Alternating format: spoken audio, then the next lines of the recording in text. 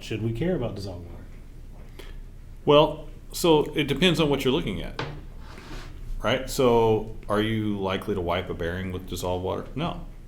But are you going to cause metal to start deteriorating, have rust start showing up in bearings and causing problems? Yeah. But you're also moving the conversation from talking about equipment to the life of the oil.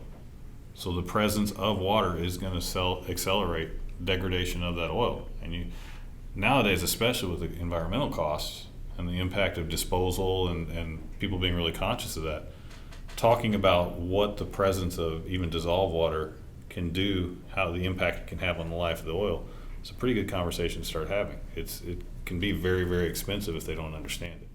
Several years ago, I saw a study by Timken, and Timken said in this study that to achieve 100% of L10 bearing life, if you're lubricating that bearing with a mineral lubricant, which would be like a group 1, 2, or 3, your water content has to be at or below 100 parts per million. In discussing water, all lubricants have a saturation point. At some point in time, dissolved water will become free, and that saturation point is temperature dependent.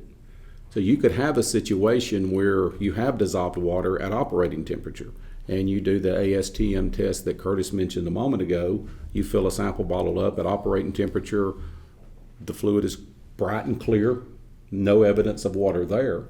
But then let's say that sample is allowed to cool down to room temperature, and it could turn hazy because you could have just exceeded the saturation point.